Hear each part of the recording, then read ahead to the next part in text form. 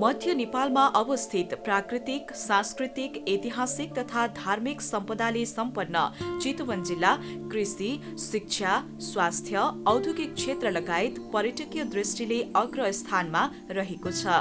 तराईको समथर भूमि र अग्ला पहाड़को मिश्रण भएको चितवनमा विश्व सम्पदा सूचीमा सूचीकृत नेपालको पहिलो चितवन राष्ट्रिय निकुञ्ज, नारायणी नदी, विश्व रामसार सूचीमा सूचीकृत 20,000 ताल, सिमसार क्षेत्र, लोपुन्मुख एकसिंगे गैडा, घडियाल गोही, पाटे बाघ, भालु, 12 सिंगे लगायतका जंगली जनावर, चराचुरुङ्गी, साइबेरियादेखि घुम्न आउने घुमन्ते चरा, विभिन्न प्रजातिका पुतलीका साथै विविध कला संस्कृति झल्कने क्रियाकलापले पर्यटकीय गतिविधिको महत्व अझै बढाएको छ। यहाँका मानिसहरूको वेशभूषा, चाडपर्व, संस्कार आदिले भरिपूर्ण चितवनभित्र रहेका पर्यटकीय स्थल र यहाँ हुने क्रियाकलापहरूले आन्तरिक तथा बाह्य पर्यटकहरूलाई निकै आकर्षित गरेको छ।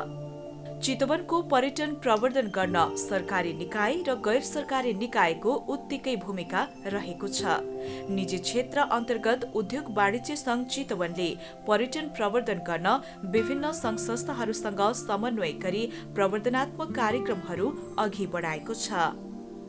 विक्रम सम्वत 2016 स्थापना भएको उद्योग वाणिज्य संघ चितवन एक स्वायत्त, गैर नाफामुखी र गैर सरकारी संस्था हो। व्यवसायी तथा व्यवसायी समुदायको प्रतिनिधि सभाको रूपमा यस संघको स्थापना गरिएको हो।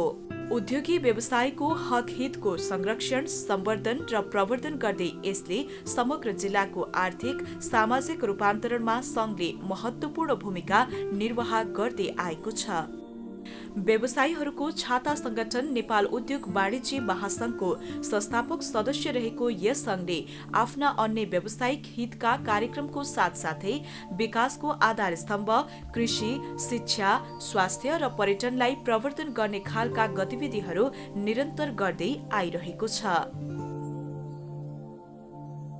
विगत 58 वर्षदेखि व्यवसायी समुदायको हित संरक्षण र प्रवर्धन गर्न जिल्लामा निजी क्षेत्रलाई सामाजिक कार्यमा परिचालन गर्न र आफ्ना सदस्यहरूमा चेतना जगाउन हरसम्भव प्रयास गर्दै आएको छ। यसले सम्बन्धित सरकारी तथा गैर सरकारी संस्थाहरूलाई सदस्यहरूको राय दिने, सदस्यहरूलाई आवश्यकतामा आधारित सेवाहरू प्रदान गर्ने, उद्योग, व्यापार र श्रमका क्षेत्रमा मध्यस्थता सेवा प्रदान गर्ने, तालिम, कार्यशाला र सेमिनारहरू सञ्चालन गरी सदस्यहरूको क्षमता अभिवृद्धि गर्ने गर्दछ। साथै जिल्लामा लगानी आकर्षित गर्न पहल गर्दै आएको छ। यस संघले चितवन जिल्लामा कुनै पनि व्यक्ति, फर्म, संयुक्त स्टक कम्पनी, स्वामित्व सम्बद्ध निकाय, व्यापार, वाणिज्य, उद्योग र यातायात सम्बन्धी संगठनलाई निकासी, आयात वा अन्य कुनै पनि व्यापारमा संलग्न व्यक्ति र चितवन जिल्लामा उद्योगको स्वामित्वमा रहेका संस्थालाई सदस्यता प्रदान गर्दछ। हाल करिब 5,000 व्यवसायी यस संघमा आबद्ध रहेका छन्। पोल्ट्रीजन्य उत्पादनको प्रवर्धन गर्ने उद्देश्यले विक्रम सम्वत 2053 सालबाट सानो संख्यामा स्टल राखी संघ परिसरबाट नै सामान्य रूपले सुरुवात गरिएको चितवन महोत्सव बालकुमारी मावि प्राङ्गण हुँदै अहिले नेपालको पहिलो र उत्कृष्ट महोत्सव बन्न सफल भएको छ। विक्रम सम्वत 2059 बाट नारायणी नदी किनारमा हरेक बिजोर वर्षमा चितवन महोत्सव हुँदै आएको छ। अन्तिम पटक बिजोर वर्ष 2075 मा चितवन महोत्सव आयोजना भयो, तर विश्वव्यापी फैलिएको कोरोना महामारीका कारण 2077 मा महोत्सव आयोजना गर्ने अवस्था नहुँदा यस वर्ष पुस 25 देखि माघ 4 गतेसम्म चितवन महोत्सव आयोजना गर्न लागि हो। यस वर्ष चितवन महोत्सवमा 404 वटा स्टल राखिने भएको छ। चितवन महोत्सवको यो 13औं संस्करण हो। उद्योग वाणिज्य संघ चितवनले जिल्लाको उद्योग, व्यापार, व्यवसाय प्रवर्धन गर्ने उद्देश्यले प्रत्येक 2 वर्षमा महोत्सव आयोजना गर्दै आएको छ। उद्योग वाणिज्य संघ चितवनले प्रत्येक महोत्सवमा चितवनको निश्चित उत्पादनलाई विशेष ग्राह्यता दिँदै प्रवर्धन गर्ने गरेको छ। विगतका महोत्सवहरूमा केरा, दुग्ध उत्पादन, पर्यटन, पोल्ट्री व्यवसायलाई प्रवर्धन गरेको थियो भने यस वर्ष महोत्सव परिसरमा मौरी र मह तथा उत्पादनको प्रतिबिम्ब गर्ने मौरीको प्रतिमा निर्माण गरेको छ। यसले चितवनको मौरी र मह प्रवर्धनमा टेवा पुग्ने विश्वास लिएको छ। हरेक वर्षको चितवन महोत्सवमा पर्यटनलाई पनि विशेष आकर्षणको रूपमा प्रस्तुत गरिँदै आएको छ। यस वर्ष पनि यसले निरन्तरता पाएको छ। उद्योग वाणिज्य संघ चितवनले चितवन जिल्लामा पर्यटकीय विकासका सम्बन्धमा निरन्तर कार्य गर्दै आइरहेको छ।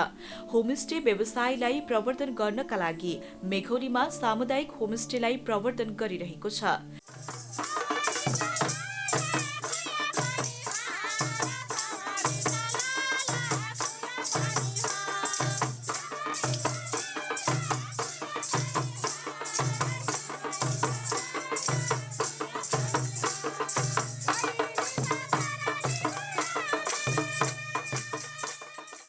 नारायणी नदी किनारलाई पर्यटकीय गन्तव्यको रूपमा विकास गर्न भरतपुर महानगरपालिकासँग समन्वय गरी वाकिङ ट्रेल निर्माण गरेको छ भने यसलाई सी विच मोडलमा विकास गर्नका लागि संघीय मन्त्रालयबाट आवश्यक रकम विनियोजन गर्न पहल गरी सी विच मोडलको कार्य पनि सुरुवात भएको छ।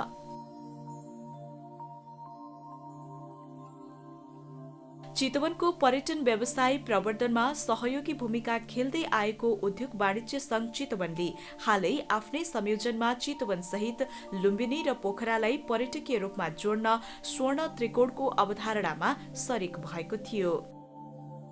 प्रकृतिको खानी पोखरा र वन्यजन्तु अवलोकन स्थल चितवन जोडेर सांस्कृतिक पर्यटकीय गन्तव्य लुम्बिनीलाई पर्यटकीय विकास गर्न मिल्ने गरी नेपाल पर्यटन बोर्डले अघि सारेको स्वर्ण त्रिकोण अवधारणामा सरेक भएको हो। स्वर्ण त्रिकोणको अवधारणा साकार पार्न उद्योग वाणिज्य संघले लुम्बिनी सहित चितवन र पोखराको प्रवर्धनात्मक कार्यक्रमलाई प्राथमिकताका साथ अघि बढाउनेछ।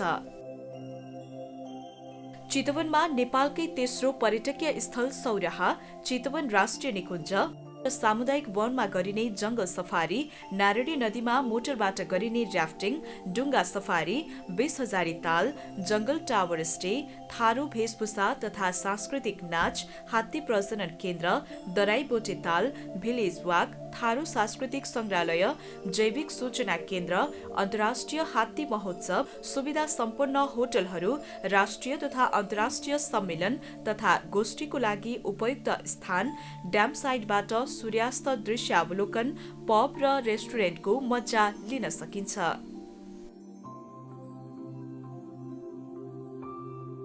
राप्ती र नारायणी नदीको संगमबाट देखिने सूर्यास्तको मनोरम दृश्य अवलोकन गर्न सकिने पर्यटकीय गन्तव्य मेघौली क्षेत्र चितवन राष्ट्रिय निकुञ्जको काखमा रहेको छ।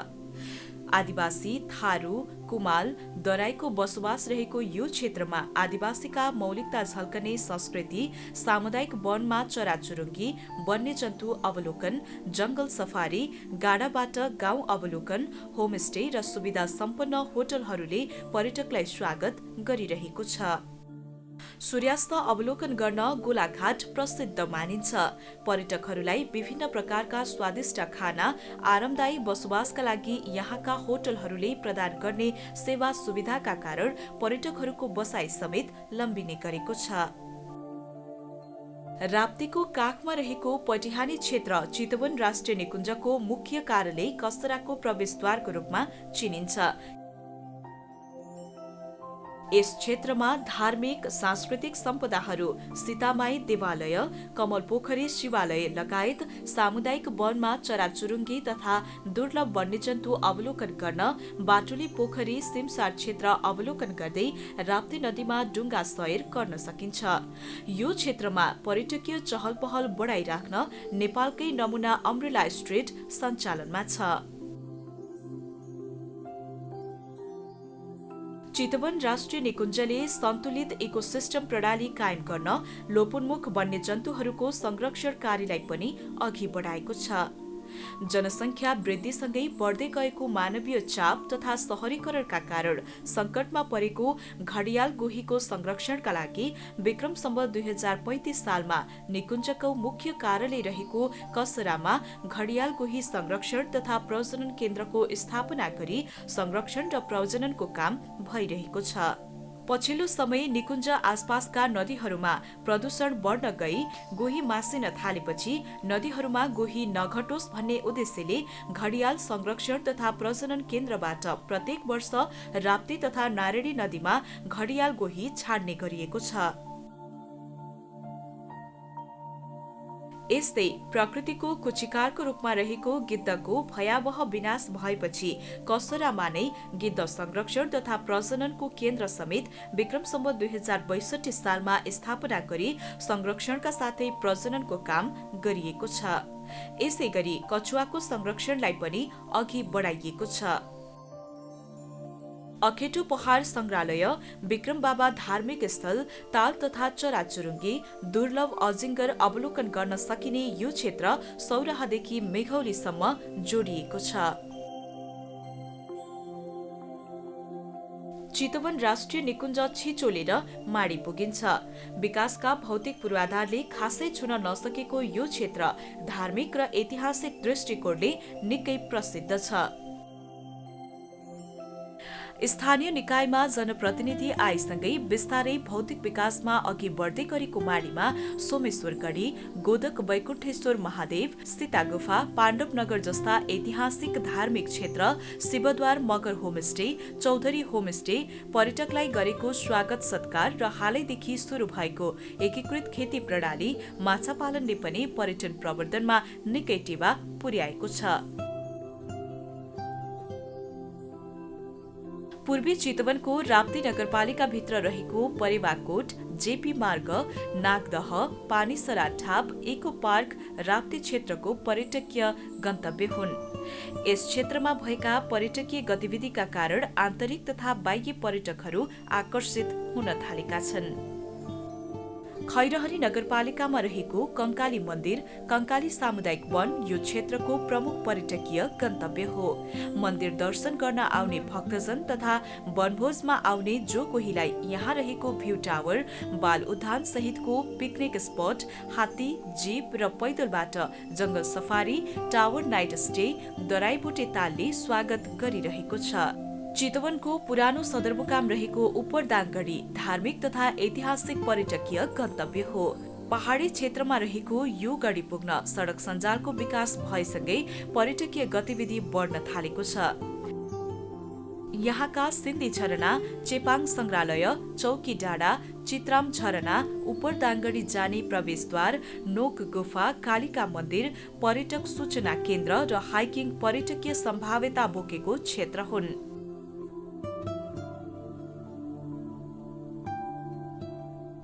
सूर्योदय हेर्न सकिने चितवनको सबैभन्दा अग्लो ठाउँ सिराइचुली पहाड़ इच्छाकामना गाउँपालिकामा पर्दछ। यस गाउँपालिकामा रहेको धार्मिक इच्छाकामना मन्दिर, ऐतिहासिक उपरदाङगढी हिल स्टेशन, सिराइचुली पहाड़, पछिल्लो समय आन्तरिक पर्यटकको रोजाइमा परेको जलबिरे लामो झरना, यहाँको सुन्तला बगैँचा, मनोकामना दर्शन प्रवेशद्वार, केबल कार, हिम श्रृङ्खला, चेपाङ पहाडी मार्ग र त्रिशुली नदीमा गरिने राफ्टिङले पर्यटन प्रवर्धनमा टेवा पुर्याएको छ।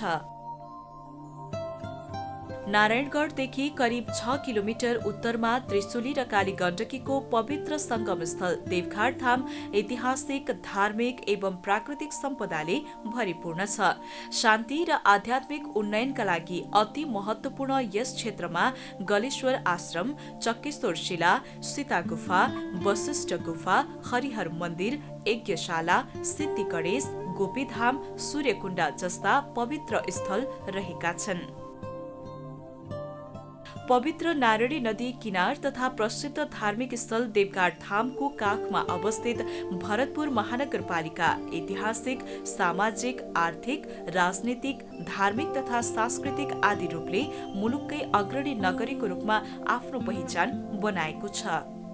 भरतपुर महानगरपालिका भित्र पर्यटकीय सम्भावना बोकेका थुप्रै ठाउँहरू छन् जसले पर्यटन प्रवर्धनमा अहम भूमिका खेल्ने विश्वास गरिएको छ। नारायणी नदी किनारमा सञ्चालनमा आउन लागेको 200 क्षमताको सानो पानी जहाज नारायणी नदीमा सञ्चालित मोटर बोट नगरवन क्षेत्रले पर्यटन प्रवर्धनमा सहयोग पुग्ने अपेक्षा गरिएको छ। धार्मिक, ऐतिहासिक, पर्यटकीय सम्भावना बोकेका ठाउँहरूको आन्तरिक तथा बाह्य पर्यटकहरूलाई अवलोकन गर्ने अवसरको सृजना गर्न सके आर्थिक गतिविधिमा पनि वृद्धि हुनेछ, जसले जिल्लाकै भौतिक पूर्वाधार विकासमा सहयोग पुग्ने हुँदा जिल्लाभित्र रहेका पर्यटकीय गन्तव्य स्थलहरूको भ्रमण गर्न उद्योग वाणिज्य संघ चितवन आग्रह गर्दछ।